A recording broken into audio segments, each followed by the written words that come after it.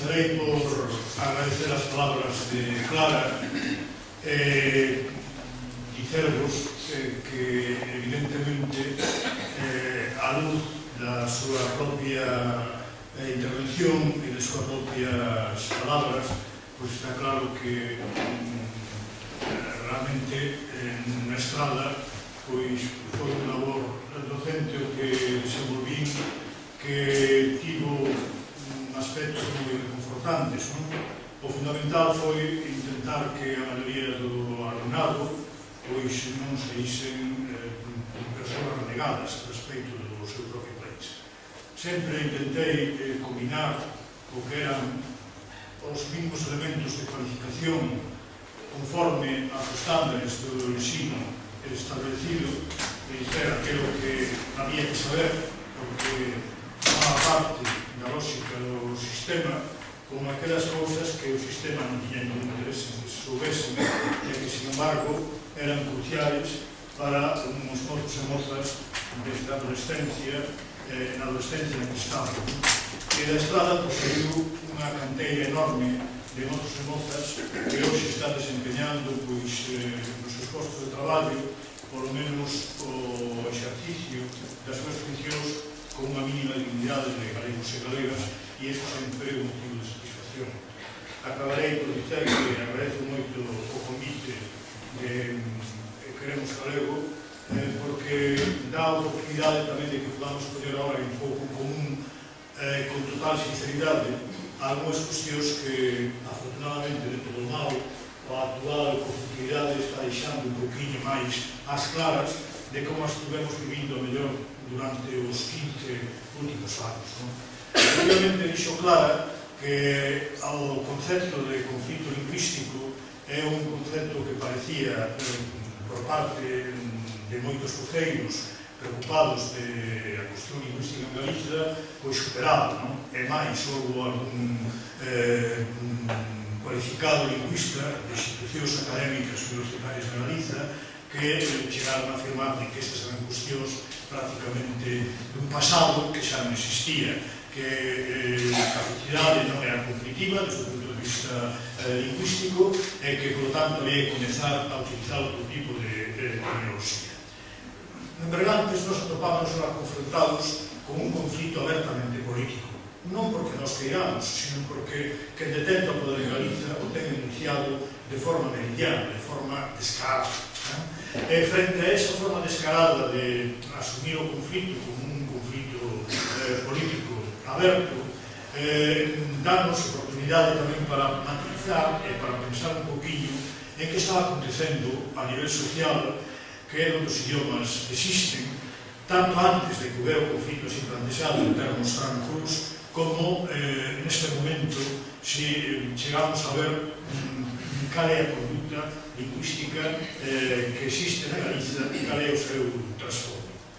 Agora, neste momento, hai unha eclosión de discursos que se están proxectando e que se proxectaron durante os últimos anos sobre a sociedade galega, que os estamos vivindo como discursos intensificadamente interiores, é dicir, enunciados desde a propia Xunta de Galiza. Pero todos e todas vós sois conscientes que este discurso que se enuncia ahora desde a Xunta de Galiza tivo antes unha antesala, unos precedentes que estaban xestados no exterior, en concreto na Real Academia Española, no Poder Judicial, sectores da intelectualidade española, nos medios de comunicación como El Mundo, el ABC, as radios e televisións privadas, a Academia de Historia ou sectores intelectuais que podemos citar cantidades de persoas que se escreven de forma relevante e preferente nos grandes medios de comunicación, con insolencia total, pontificando sobre que os perigos que corre España e sobre todo que somos españoles e que, por lo tanto, aquí legalidade nada máis que hai unha e que todo demais son unha especie de imposicións ou, se vos queredes, impertinencias daqueles que non aceitan un Estado onde a igualdade ten que ser o principio fundamental, curiosamente enunciado o termo igualdade con total demagoxia. Pois ben, estes discursos externos se están presentando por a sociedade galega xa non como discurso solamente, sino como práctica institucional dirixida a rematar con unha serie de conquistas moi mínimas, ni siquiera con conquistas, sino con formas de proceder que parecía que se podían abrir paso na sociedade galega para avanzar un poquinho máis en canto a respeito dos directos lingüísticos do país. Para entender ben o que realmente nós nos estamos xogando, coido que a mellor maneira é que analicemos denoradamente un pouco e de forma máis objetiva posible cal é a situación lingüística de Galicia fixando os primeiros dados empíricos, cousas que nós podamos comprobar todos os días no noso propio comportamento e despois intentar ver o que hai detrás dese comportamento. Ben, non hai ninguén na Galicia que teña unha mínima honestidade e mínima legitimidade que negue que o retroceso da lingua galega nos últimos anos foi alarmante. O retroceso do uso do galego como unha lingua habitual de tipo coloquial e espontáneo. En concreto, hoxe hai moitos dos galegofalantes dos que había no ano 60, ou en pleno franquismo, e, por suposto, dos que había na etapa da República ou momentos do século XX. Pero tanto, que, por exemplo, nas enquisas, que nunca hai que tomalas como dogmas de fe, sino solamente como cuestións indicativas, e puramente deixando a salvo que despois o aspecto cualitativo nunca aparece, e iso é o que leva moitas veces os que fan enquisas a errar profundamente, cal pode ser a reacción dunha sociedade, se é que esa sociedade se pon na espalda e aparece, pois se nós, por exemplo, collemos cal é o estado, según as últimas enquisas, dos usos do galego, e de forma aproximativa, porque sabedes que en unha situación como a da lingua galega non hai galegos falantes clínicamente puros, hai situacións moi fragmentarias do punto de vista lingüístico, pero se lle preguntamos a xente o que opina ela sobre cal é o seu comportamento lingüístico, que non quere decir que seña o que realmente está pasando, sino que a idea que temos ou a racionalización que nós facemos na nosa conducta, o resultado neste momento é este. Que fala vostede habitualmente? Só en galego o 21,3%. Bueno, sabes que isto é unha porcentaxe moi alta. Se hubiera un 25% de galegofalantes todo o día, en Galicia había unha revolución lingüística, non? Pero, bueno, isto é a idea que temos os galegos sobre nós mesmos cando nos preguntan. Despois, máis en galego que en castelán, o 24,4%. Isto xa pode ser máis certo. Máis en castelán que en galego, o 12%. Só en castelán, o 18%. Noutras linguas, o 0,3%. Nas dúas, indistintamente, 23%, que son intensamente equilibrados e armónicos, e en total sabería ser o 100%. Como vedes, se xuntades os que son en castelán, ou máis en castelán que en galego, pois sale un 30 e tantos %. Unha cantidad un pouco inferior aos que están máis en galego que en castelán e só en galego. Pero, en definitiva, un mapa onde se ve prácticamente unha fragmentación empírica de un 40 prácticamente, pero claro, tendo en conta que os que din situarse no galego non quere dicer que podamos desenvolver a nosa vida cotidiana desta lingua de forma homogénea en todos os lugares, en todos os ambientes, con todos os interlocutores. Moitas veces a xente pensa que fala galego habitualmente porque fala na casa e cos familiares sempre, pero non entra dentro da súa concepción cando lle preguntan o que fala cando vai ao notario, cando vai ao médico, cando vai ao registro da propiedade ou simplemente cando vai a pedir un crédito hipotecario. Non está pensando nese esquema, porque unha das características da sociedade galega é esa fragmentación mental esquizofrénica, o galego unha cousa e a vida formal, a vida, digamos, seria é outra. E isto incide moi gravemente na nosa visión da realidade. Pois ben, hai unha certa cuantitativa de falantes que recollen todos os informes. Hai outra cosa que nós temos comprobado na nosa propia experiencia familiar, maioritariamente, porque tamén hai o aspecto inverso, que é que os pais foron deixando de falar aos seus fillos progresivamente, de tal maneira que se as persoas que se ponen 40 anos falaron de ainda en galego, por lo menos a mellor coloquialmente os seus fillos, xa hai unha tendencia de que os fillos que la teñen a súa vez fillos que son netos ou bisnetos, pois non te transmitiran ni siquiera o galego como unha lingua coloquial oral, ainda sometida a unha visión subordinada ao español. Bueno, certo que os vivimos nunha Galicia, pois que non acontecía, por exemplo, no ano 1960, de forma tan notoria, ou na época da República, pois de maneira tan notoria, onde hai pais e nais que venen do español, restaurándose ao galego e transmiten aos seus fillos con grandes dificultades a súa lingua, que despois as dificultades que vai dir o contexto exterior, que non é ao colexio, ou simplemente cando os menos van xogar con os seus picariños e picariñas da súa idade, os que non teñen un grande sentido de socialización e, lógicamente, non van falar a lingua dos seus pais, van falar a lingua, que no contexto social é un signo de normalidade. Bueno, todo isto tamén acontece, pero isto é minoritario na sociedade galega de hoxe. Non podemos confundir cal é a tendencia hexemónica coa tendencia que leva a contra e que, efectivamente, a novidade é cualitativa, que iso en 1932 non había, con a importancia que hai hoxe, e que non había no século XIX tampouco, con esa conciencia, pero claro, no século XIX é que non había un solo galego que non falase galego, é que non había mesmo fidalgos que para falaren como os labregos maioritariamente non falasen galego de maneira coloquial, é que non había tendeiro na estrada que con os seus clientes que falasen galego non falasen galego, porque eran unhas excepcións mínimas, pero maioritariamente todo o mundo aceitaba que esa era unha lingua de uso ambiental reconhecido. Outra cousa era para a cultura, outra cousa era para as cartas, outra cousa é para as cousas escritas, que lógicamente aí xa cousas, ou para relacións sociais coa mesma clase que se quería distinguir a través de razos lingüísticos. Se eu casaba a miña filla do Pazo con outra persoa do Pazo ou con un burgués de Madrid, lógicamente empregábamos o español todos na casa como un signo o castelán como un signo de distinción. Por lo tanto, sin transmisión xeracional. E despois hai outra característica que todos podedes comprobar que hoxe xa non é un problema para observar que hai picariños falando en español, comprobar que son da Estrada ou da Coruña, non podemos ir a unha parroquia calquera da Estrada e comprobar que hai nenos pequeniños que falan español.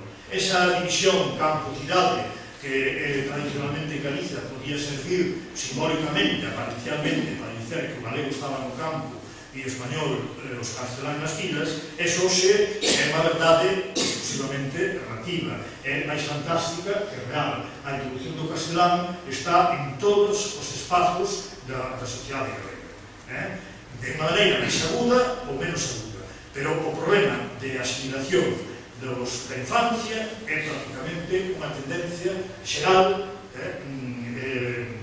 abafante, ainda que poda ser maior ou menor según as áreas geográficas que podamos ver no noso país. Ben, de tal maneira que o espazo hoxe na sociedade galega para ter unha lealdade lingüística ao noso idioma, en plan espontáneo, en plan natural, sin preguntarse por na cabeza cada vez reducen chamáns. Non é posible saber falantes do galego cotidianos que non se preguntan se son galegos ou españoles, que non se preguntan que facer, que falo ahora, en que contexto, non hai iso. Mentre que a mellor é unha sociedade onde existise un dominio lingüístico, pero onde había unha masa moi grande que permanecía gran parte das horas do día falando entre ela, podía manter esa lingua simplemente porque era natural falar así. Pero hoxe, realmente non hai espacios casi na sociedade galega onde nos podamos ver con unha utilización do idioma que non cree algún tipo de alarma, de problemática, de contestación ou simplemente de finalización de que nos vemos algo extraños frente a outro tipo de comportamentos. E claro, esa situación obliga, por repetir, a facerse preguntas ou a ubicarse de maneira que se non quere ser normal, o normal é asentarse. E isto é unha cousa que en termos maioritarios non ten en absoluto cambiado. O que acontece, por lo tanto, é que en Galicia vivimos unha situación de dominio lingüístico onde se pode comprobar como o galego está vinculado a determinado tipo de ámbitos, para determinado tipo de temas, en determinado tipo de funcións, e tendo moi en conta quen son os interlocutores, de tal maneira que os galegofalantes vense sometidos sempre a esta cuestión. Donde estamos? Con quen estamos falando? De que temas estamos falando? E con que grau de seriedade ou de solemnidade ou simplemente de prescriptividade ou de consecuencias prácticas pode ter. Ben, esta é a forma de conducirse a través de esta serie de parámetros o que indica que aquí hai unha situación de dominio lingüístico sempre de subordinación ao castelán. E en calquera dos variados comportamentos que podamos observar en todos nós, sempre acaba aparecendo este problema. Por exemplo, cando eu mismo unilingüe ou tendencialmente unilingüe teño que levantar un teléfono, que é un teléfono que está centralizado en Madrid, a miña pregunta momentánea xa ten que ser, vai me aparecer unha señorita ou un señorito que vai falar en castelán, mesmo posiblemente que vai falar en castelán sureño ou mesmo latinoamericano. Teño experiencia xa de que non me queren contestar, que non entenden.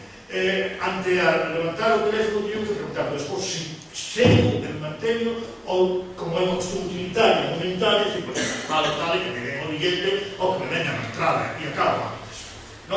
Mesmo falantes que son tendencialmente unilingües. Pero que despois está o problema do falante que na casa non ten a mellor dúbida de falar con a muller ou con o marido en galego, que se vai ao banco a facer a hipoteca, pois pode cambiar ao español. Por suposto, se o señor que fai a hipoteca empeza a copiar todo en castelán, non ten o traballo para sobreponerse que non quero que me faga a hipoteca en galego. Entre outras cousas, porque o propio banco xa vai empezar a decir é que non temos un notario, é que o notario non sabe, é que non teníamos que ir e interrumpilo hasta 4 días máis tarde.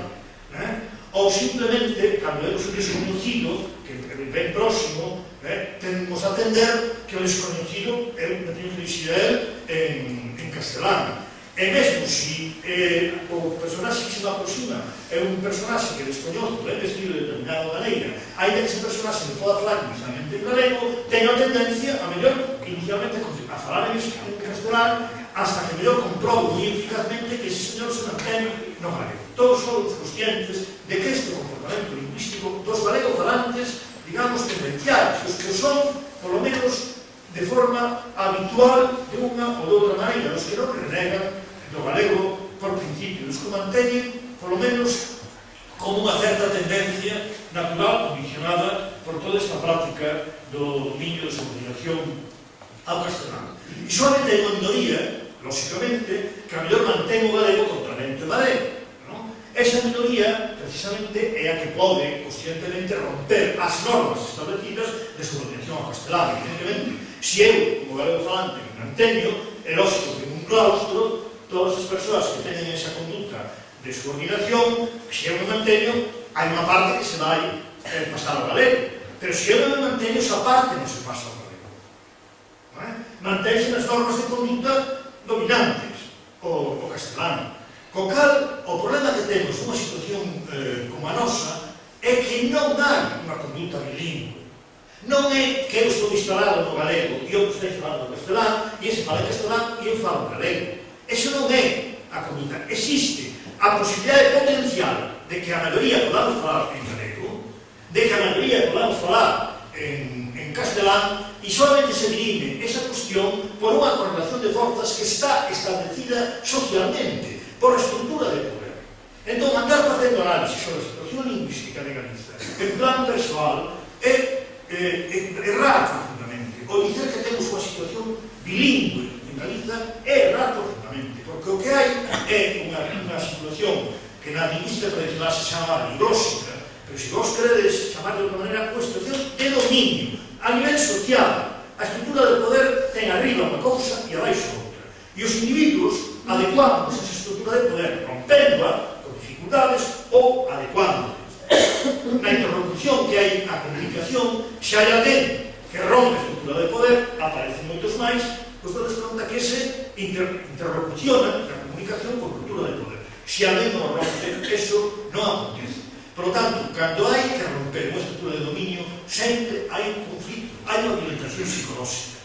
Por eso, nós non somos suficientemente conscientes do conflito a maioría. Por qué? Porque non queremos vivir como tal. Porque todo conflito nas sociedades humanas intenta racionalizarse como, bueno, isto é natural. Bueno, mira, yo hablo lo que quiero.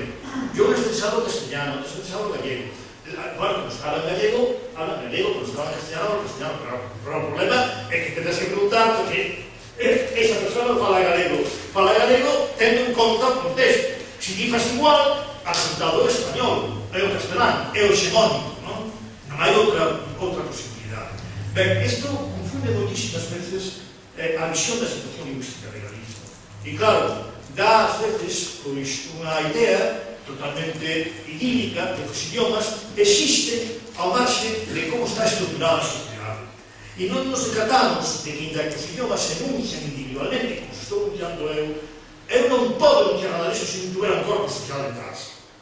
É imposible falar un idioma se ese idioma non ten unha base corporativa. E precisamente que falla o galego, moitas veces e cada vez máis, é a base corporativa, a base sistemática colectiva. Sin ela non podemos falar un bon idioma, é imposible, porque eu non podo manter un bon idioma se non teño onde mirarme con quen me comunicar coherentemente.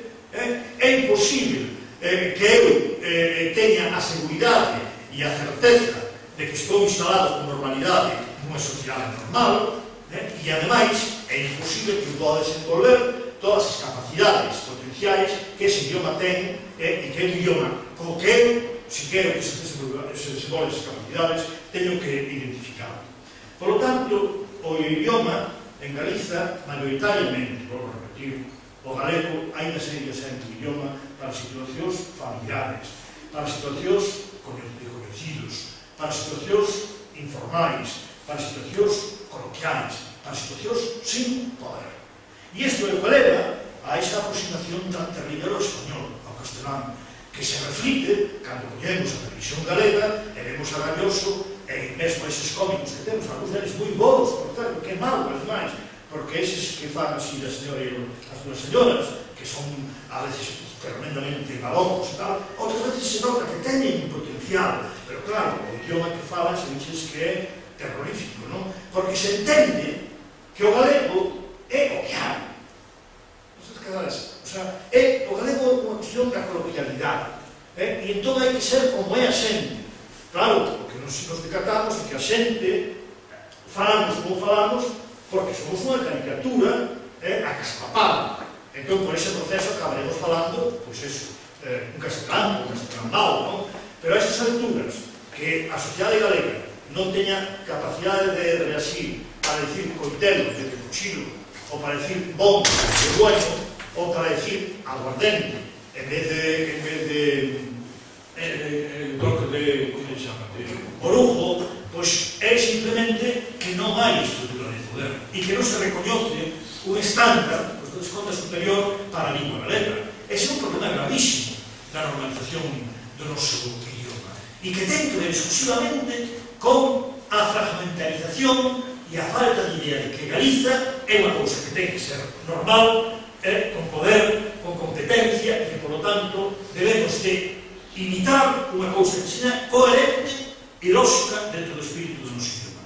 Eu vi, por exemplo, alcaldes con perfeita conciencia lingüística que educan os seus fillos en lingua galega, casar, por exemplo, a un casal de dos rapaces, un rapaz e unha rapaza que se van a non casan pola igrexa, a un concello, e o señor dicindo religión, parexa, e tal, que dixen, pero vamos a ver, deberías ter un pouco de cuidado, porque esta xente, primeiro xa ven aquí, porque tal, has de decir a mí como se fala galego, eu eduquei os meus fillos en galego, digo que dilles ao tío galego, quanto presumir, non sei que, non estou falando desto, estou falando de que ti e eu temos capacidade, se queremos, podemos escrever antes, se non queremos meter a pata para facer unha cousa, é unha emisión pública mínimamente presentable, e non é o galego falar, pois nos conta, dicindo, e con as circunstancias máis brutas, máis terribles do castelán. Bueno, a televisión galega, vou repetir, é mamada nese aspecto, e lugar especialmente, porque ten moita potencialidade. Eu digo que hai cousas que melloran, que podían ser moi graciosas, e serían exactamente igual, por moito que non empregasen esas geadas espanolizantes, ou que non fixesen usos abusivos, totalmente descontrolados, un léxico totalmente espanolizado. Igual que vivimos en unha sociedade, e na que non nos parece ao contrario, donde mozas e mozos de 18 anos que falan galego na casa con os seus pais van á discoteca e falan en castelán.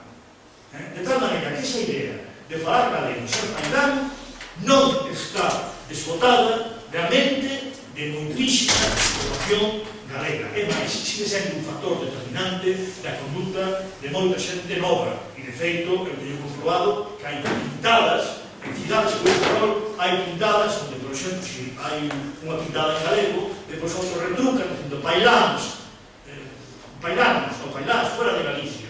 Así. Claro, quer dizer que esa xente que é reacia ao galego, que o ataca de forma furibunda, ten unha concepción da españolidade, como modernidade do galego como un atraso vinculado precisamente a esa visión de galego mundo rural, atraso ou simplemente barbarie salvexista. Ben, entón isto nos leva a unha cuestión que creo que é o fondo do problema que estamos vindo hoxe e o que o Partido Popular intentou manipular con a forma de ser. E é o seguinte. Ben, cando un fala do problema, unha das cousas chaves para explicar o grau de adhesión a él é que idea temos nós, que valoración temos nós do grupo ao que pensamos que pertencemos. En definitiva, a idea do grupo de ser galego, a idea de Galiza, a idea de povo galego, se os queredes de sociedade galega, que é o que podíamos chamar o noso entogrupo, onde estamos todos aqueles que de alguma maneira consideramos que sí, que somos galegos, con todas as condicionantes, todas as derechas que poñamos, somos galegos. Bueno, pois ese entogrupo, o problema é que no caso galego se pode pensar del de moitas maneiras, non? Se pode pensar ou imaginar que efectivamente debemos de identificarnos totalmente con eso. Pódese pensar que non é contradictorio identificarse con eso, pero identificarse tamén con algo máis superior, que non é contradictorio, bueno, dicir que vimos aí que hai que aspirar a formar parte de un grupo maior que está moito máis universalizado, que é máis cosmopolita, e este conflito que temos na cabeza os galegos, que intentamos desfacelo por unha vía totalmente sentimental, é o que neste momento está un poquinho en crise, non? Está en crise e, ademais, fai que a racionalización que tiñamos hasta ahora sobre el, pois empece a plantexarse, ou se vos queredes, a facerse máis problemática, non? Porque nós levamos, até agora, vivindo 25, 30 anos, onde a actitude da administración pública respecto do galego foi simplemente deixar que o galego fora esmorecendo. Por outra banda, facer leis que non eran de obrigado cumprimento, leis tendenciais, que se chamaban, até o extremo de que incluso leis imprescriptivas, como a toponimia, acabaron aceitándose porque a xente quiso, porque os concellos acabaron asumindo todos, como o ramalazo terrible da Coruña até o final. Pero vamos, se xeraban máis casos como os da Coruña, estarían aí contravindo unha lei do Estado, sendo con unha violencia de legalidade total, pero ningún tribunal de justicia do Estado español podía incluso dicir que non estaban cumplindo a lei, pero nunca tiña consecuencias prácticas ninguna, ni siquiera para as autoridades públicas. Hai sentencias do Tribunal Supremo en contra de Paco Vázquez, sentencias do Tribunal Constitucional, pero non levaban ningún engadido os conta de desacato ou de que tuveran consecuencias xurídicas de carácter penal ou criminal. Ninguna. Eu vi unha lei e a segunda boa cadena. Bueno, isto foi a política lingüística. E depois as leis, se querían, se cumplían. Se non se querían, non se cumplían. A único que houve no bipartido foi, máis que unha práctica lingüística distinta, a idea de que era posible unha práctica lingüística distinta. A idea de que o galego tiña que ter, por parte da administración, deberes. De que era normal que os cidadáns galegos, cando van aos servicios públicos, sean atendidos nese idioma. De que era normal que os ciclariños na escola, alén de que fora a súa lingua originaria das familias, tuveran que escutar galego ou pudesen ser mesmo escolarizados, se os pais querían, por tanto, en lingua galega. E había unha serie de liñas nas cidades, especialmente, con total permisividade dos pais, que apuntaron aos seus fillos, en concreto en Ferrol, había unha delas, en un centro donde había cativos, fillos obreiros de Bazán, de señores da Mariña, de pequena burguesía, de ciganos, do máis diverso. E maioritariamente a liña en galego foi a escolhida. Non tanto por unha condición lingüística, como porque aos nenos e as nenas en casa a maioría querían ir coas señoritas que daban esas clases. E os pais dixeron, non a niña quere ir, entón, que le vamos a hacer? A mí me da igual. É dicir, que esta é a mentalidade normal se non hai alguén metendo, nos contra, cizaña polo medio. Bueno, entón, posto que vos quero decir, que realmente o que se dio no bipartito era que había posibilidades de poder facer alguna outra cousa distinta. Que podía haber outras exigencias, pero non unha práctica concreta. E en ese momento, cando todo ese diseño do exterior, que se pensou en contra do catalán, do vasco e do galego, arrecia moitísimo máis, creando unha imaxe totalmente desfigurada, non somente de cal era a política lingüística oficial, senón, sobre todo, de cal era a realidade lingüística de Galicia. De tal maneira que unha grande parte da sociedade acabou acreditando non no que era comprobable empíricamente pola propia experiencia, senón nunha idea fantástica e imaginaria da propia sociedade. O cal nos ten que alertar sobre o poder terrible dos medios de comunicación, pero tamén sobre os seus límites, como vamos a comprobar agora. E por que eses límites? Bueno, pois os límites veñen derivados de que un pode sacar conclusións sobre unha sociedade que se están basadas solamente, como os dixen antes, en dados cuantitativos, o error pode ser brutal. E vamos a comprobar agora. Vamos a ver, que pasa na sociedade galega? Ben, os galegos respecto ao grupo, respecto á nosa Confederación de Galegos, podemos ter as seguintes actitudes esquemáticamente falando. Depois as podes misturar, isto é máis complexo, pero para entendernos, non? E eu vou recurrir a unha clasificación que é clásica de xa de arte sociolingüística, en concreto dun valenciano, que foi Rafael Luis Muñoz, a partir do cal o Estado español non se fixo nada cualitativamente distinto, agás no análisis da política legal, que son moi boas cousas feitas, non? Ou se vos queredes en análisis de tipo cuantitativo, que chamamos sociolóxicos, pero que non son, aí se avanzou moito. Pero nos aspectos así de que hai detrás da apariencia das cousas, son libres. Bueno, pois este sociolingüista decía que respecto ao propio do grupo pode haber 4 variantes, non? Que depois poden aparecer privatizadas. Unha deles, que tamén que molesta moito tamén a esta xente que quere ser a conflitiva, é a que chamaba el a actitude do autónomo. Miren, señores, nós podemos facer o que queramos, pero en Galicia, claro que existe o autónomo.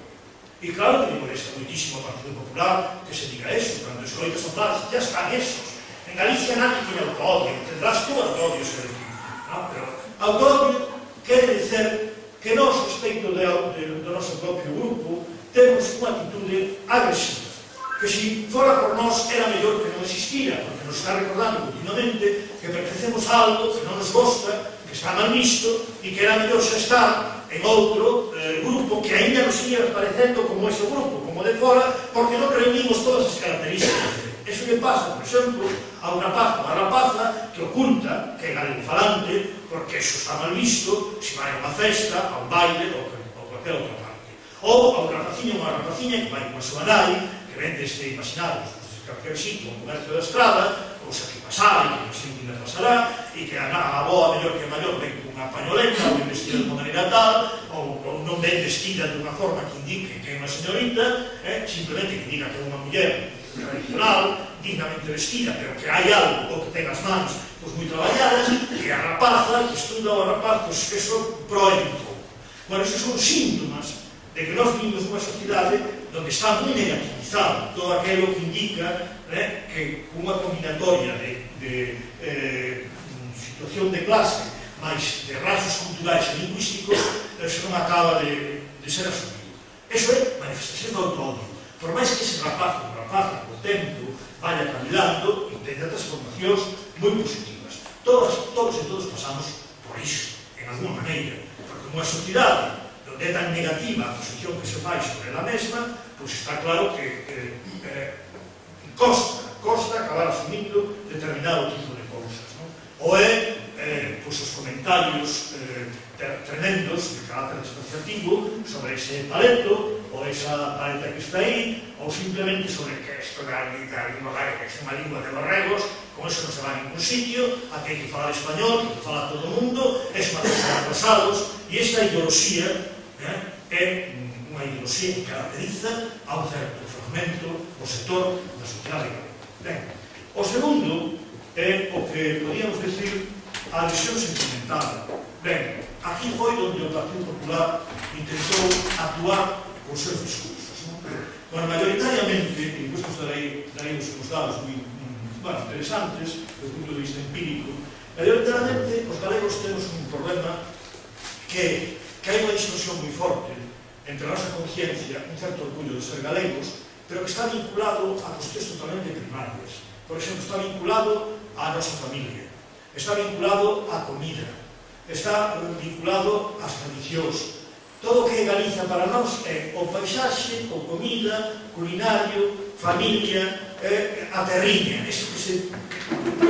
Na etapa do franquismo, nos primeiros anos de democracia, era moi normal, moi frecuente ver, sobre todo nas familias da pequena burguesía, isto era abundantísimo, nos patróns, ou nas bodas, ou nas primeiras comunións, falando todo mundo español, porque non chegaba aos postres, á sobremesa, todo mundo, oh, miñas vellas, e apaga a luz, marica, apaga a luz, e da igual que fora un tendeiro, que fora o sobrinho do almirante, que fora de pan, se eran de Ferrol, todo mundo acababa neste plan.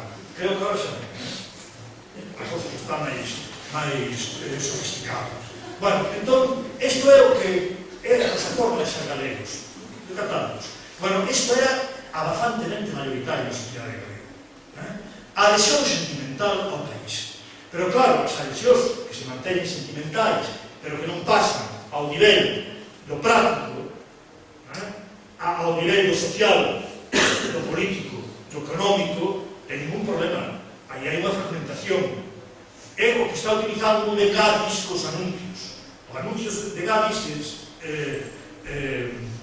digamos, como galegos, é perfecto, non? Porque sabéis que a imaxe, un rapaz que ven de fora, vestido tal, entra un poquito rosasón, parece un americano deses, non? Tal, ven a ver a mamá, a comida, parto dunha festa, dices, como Galicia non hai nada.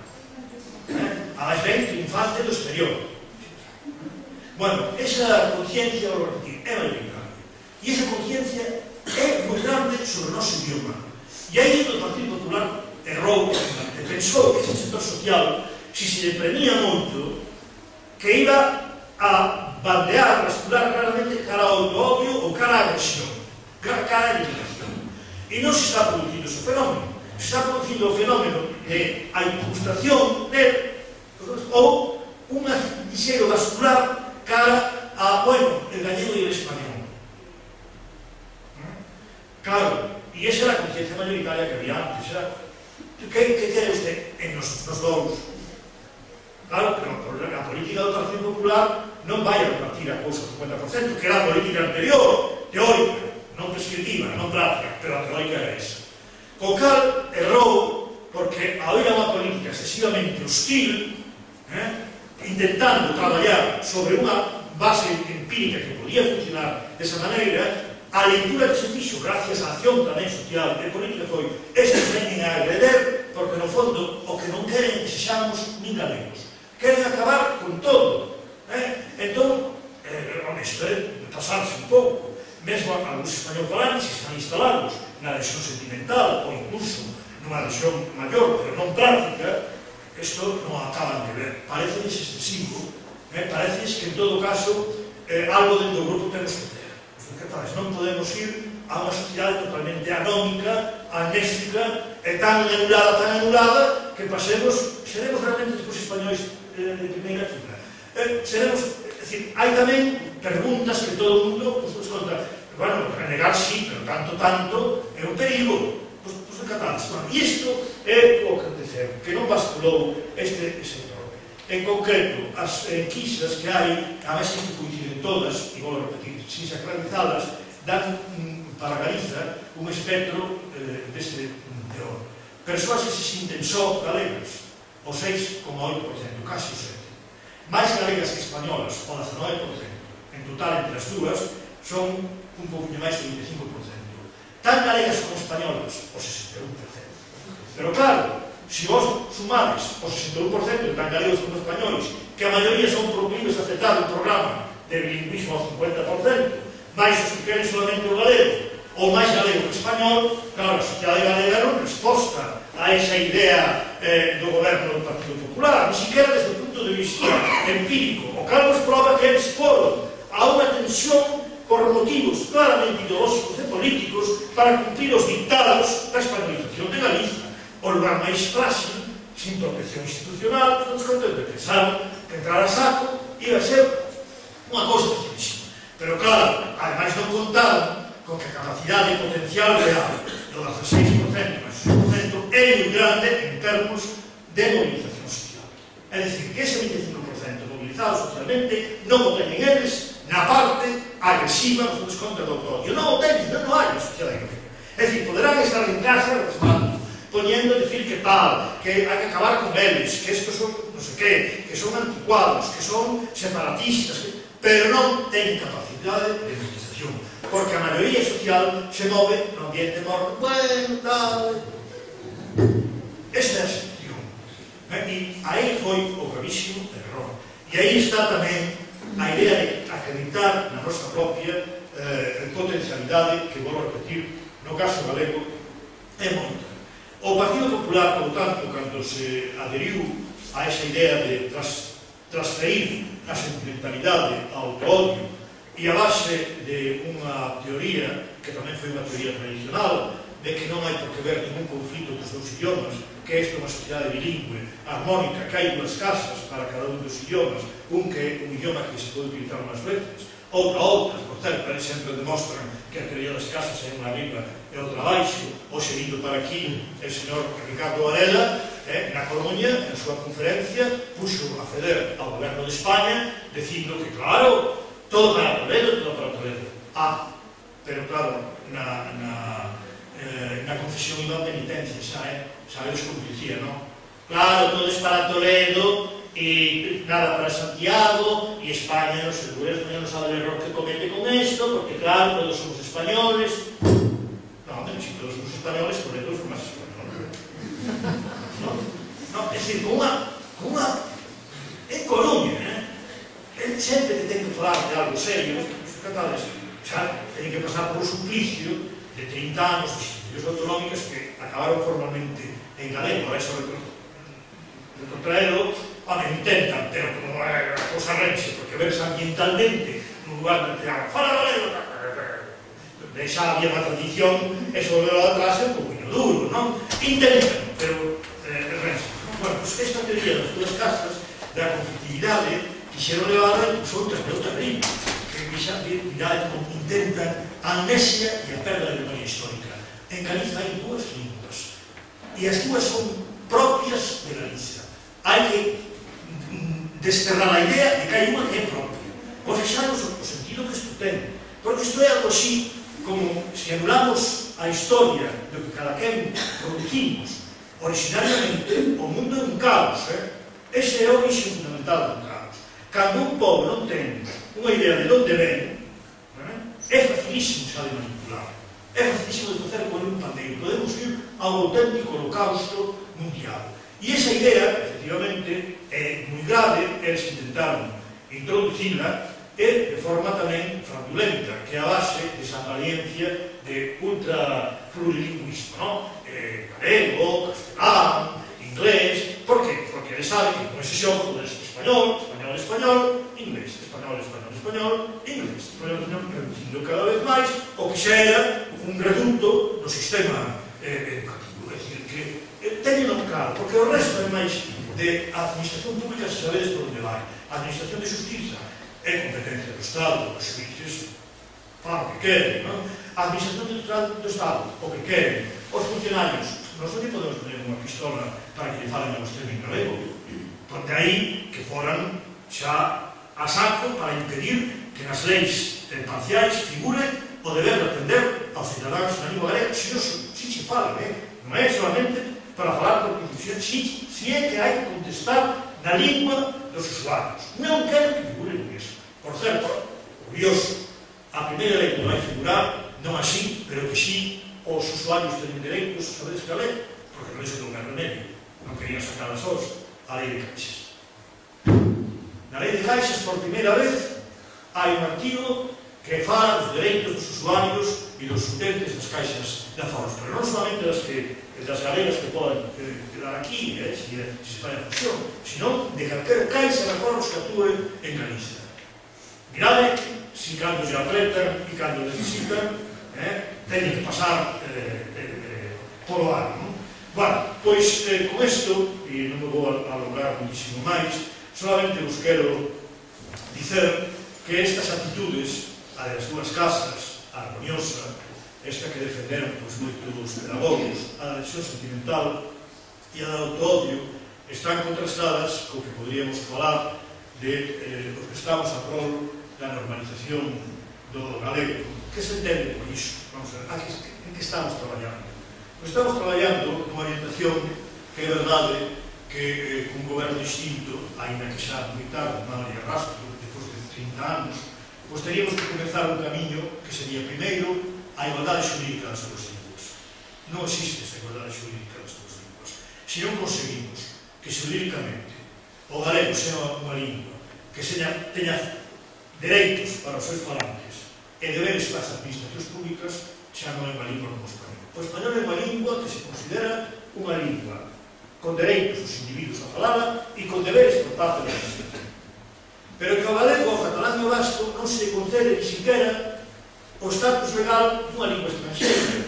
É impensable poder procesar o juzgado en inglés no Estado español sin facerlle o proceso en inglés. É impensable, como non fan español. Ten ese dereito. Isto aquí non o temos admitido.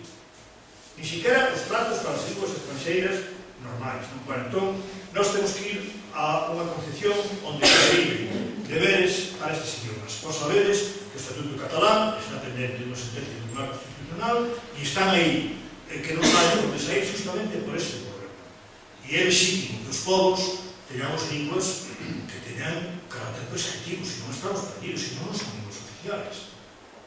Porque se a língua que hai deberes das administracións públicas é o castelán, estas serán linguas, bueno, pois, que se toleran, linguas que existen, que son como detalles, son toleradas, pero non teñen unha carta de natureza social normal.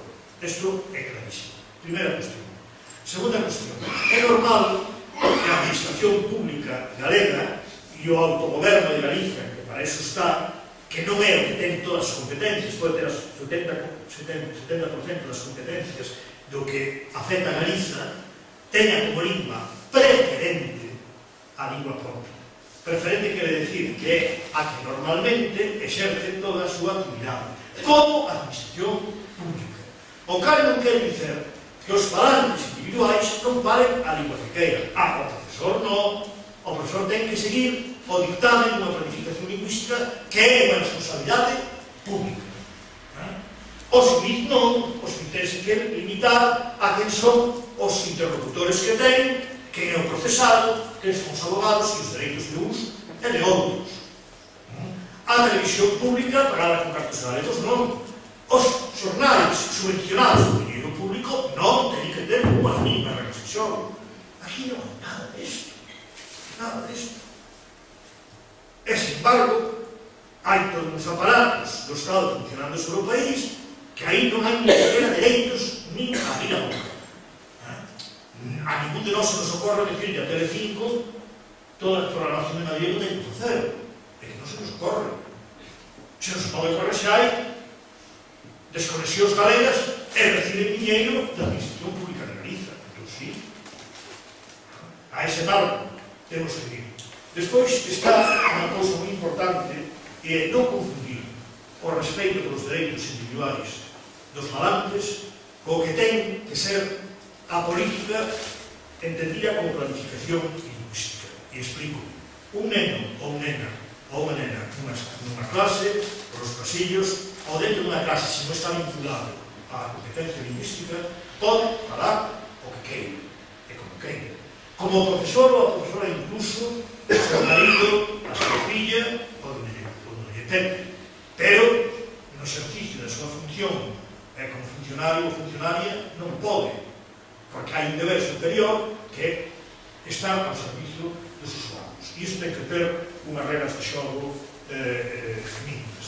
E por último, hai unha idea clara que non debemos de ter, e creo que se induce de todo o que acabo de dizer, é que os idiomas, para subsistir, teñen que ter base social. A ninguén se nos oculta que o español ten unha base social esplendorosa originaria, e que a única base social que pode ter o galego é territorial en Galicia, non pode ter outra. Se non se logra unha base social minimamente cohesionada para o galego, está claro que non ten futuro. Como actos de fala individuais fragmentarios, o idioma non se mantén. Non se mantén. Sin prácticas de comunicación homogéneas, ao final non se pode manter. Isto que significa? Que necesita televisións, necesita radios, necesita prensa, necesita escola potencialmente unilingüe. Pero por qué? Porque hai que acadar a competencia un idioma que resulta que é o que está fragmentarizado. Porque de todos estes utentes do galego e do español non hai ningún prácticamente que non pode empregar o español. Sin embargo, hai moitos que non poden empregar o galego. Este é o problema.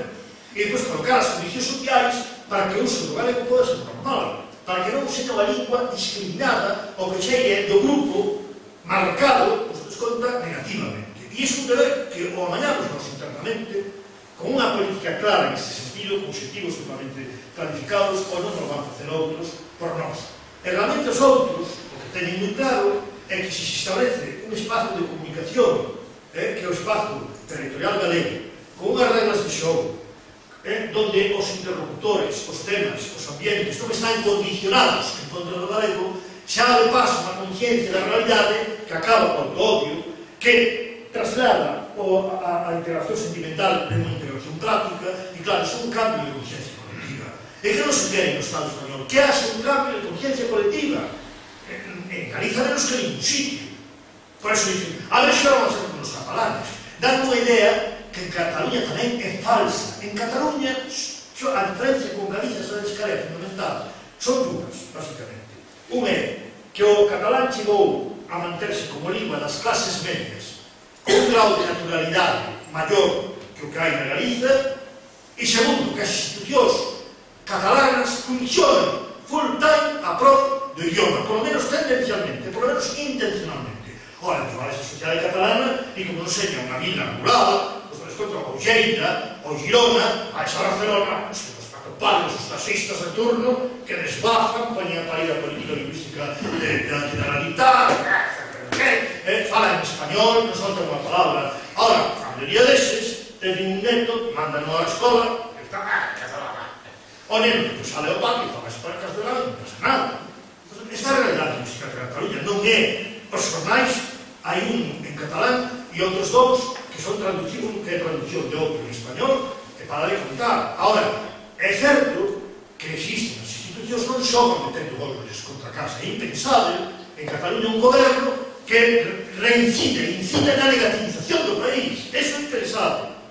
Intentaron, a través de Ciudadanos, a través del rusismo, pero nunca o introducido.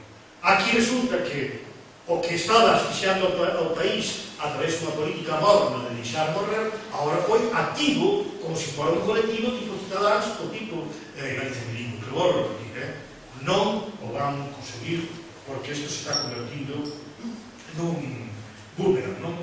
E acabo dicindo-vos unha cuestión que me parece fundamental, non? E é que o mundo, porque moitas veces pensamos que isto está feito nunha clave localista, non? O mundo neste momento está precisamente nun conflito que é posible ir ao mundo onde se manteña a diversidade lingüística e cultural, que podamos facelo como unha mostra internacionalista, ou temos que aceptar forzosamente o mundo da globalización e da asimilación con globalización brutal. Isto está no fondo da cuestión. E o Partido Popular ten iso e perdido porque está utilizando o peor dos estereotipos que hai na sociedade galega, que é pensar, primeiro, que temos que seguir sendo carne de cañón para a migración. Primeira cousa. Segunda cousa, facer de creer a xente que o problema de ter postos de traballo ou de promoverse é falar inglés, sin decatarse de que os maiores miserables do mundo falan en inglés. É posible que non haxa pobre máis pobre que un negro de Harlem, que un miserable de Harlem, ou un negro de Jamaica, ou incluso algún nigeriano que fala inglés, e que anda algúns deles pillados polas rúas de moitas das nosas vidas. Entón, vincular ao que é a promoción, como non se fala exclusivamente en termos individuais, e para eso non é solamente o idioma, é a cualificación, estar vinculado a grupos de poder, sair para fora e formar parte de unha hierarquía. O demais todo é que non conduz a ningún éxito favorable de carácter colectivo. É intentar, vou repetir, convertir o problema do plurilingüismo nun problema social, cando en todo caso é un problema puramente académico e debe de manterse nese terreno. O problema do inglés é se se dan clases en inglés, se o cine non se traduce e se lle poñen clases de baixo, e nada máis. Non é que agora intentemos ensinar matemáticas en inglés ou biología en inglés, cousa que non se fai en França, ni en Alemania, ni en Italia, porque además neste caso están combinándose dúas cousas moi curiosas. O papanatismo español respecto de unha Unión Europea inexistente, podo asegurar que en Francia é inimaginável este modelo lingüístico. Bueno, en Inglaterra xa, por suposto, e en Estados Unidos moito menos. Pero que é impensable. Pero que en Italia mesmo. E aquí non solamente é a bobáxima españoleira, sino que además é o españolismo proxetado en contra do diferente de dentro, non? A ver como afogamos máis ao galego, non? Por este método, eu penso que nin os meus matemáticas, os profesores vão ser profesores cualificados de nada, e máis ben será todo apariencia burocrática, que é do que se trata. E iso sí, residualizar todo o que seña ao idioma xa residualizado. Acabo con os dados que os poden chamar a atención.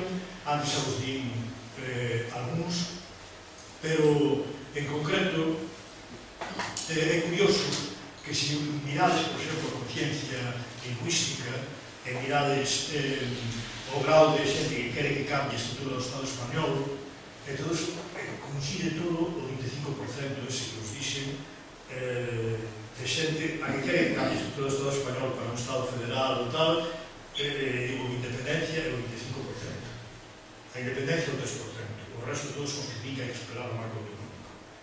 Hasta o 25% chega. Eses tipos son os que suman os que queren só en galego ou máis en galego que en castelán. Tamén sai prácticamente o 25%. É unha cousa, claro, que pode parecer pouco, pero que nas condicións en que se moveu Galicia nos 30 últimos anos é muitísimo. É muitísimo. E a confusión que hai é grande, pero eu penso que este contexto nos está dando para que a xente de verdade encabile sobre que somos, que queremos para o noso futuro, e realmente para tratar un tema como o idioma, que é legítimo, e vou tratar non só en termos políticos, pero non podemos ser inxenos para pensar que detrás disto non hai por parte do enemigo toda unha estrategia que conduce a determinado lugar, como hai por parte dos que conscientemente nos movemos en torno do enemigo, algo que conduce a que este país tenha máis conciencia de sí. E por medio disso hai a lesión sentimental, que é positiva, que non se rompa, e é positiva e que se manteña somente aí. Hai a creencia e o que é a práctica cultural, que é moi importante, descubrir a cultura nosa, a capacidade do esforzo artístico, científico, cultural, saber que somos un povo, podemos construir cousas. Hai a capacidade de lograr un mundo de comunicación con o noso pasado, o noso presente e o noso futuro. Hai a capacidade de ir a unha literatura propia. Hai o que estamos formando e criando a nosa propia lingua, que iso é sempre unha cousa que se dá un grau de identificación con algo que é teu. En definitiva, que ainda estamos con capacidade para sermos galegos e galegas. Isto non é tan fácil de eliminar, a pesar das seducións gravísimas que temos sufrido, pero xa seguramente.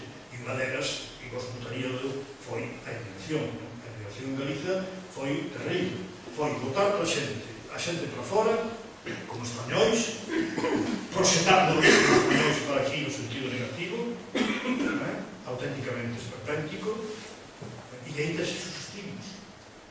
E era mellor xente.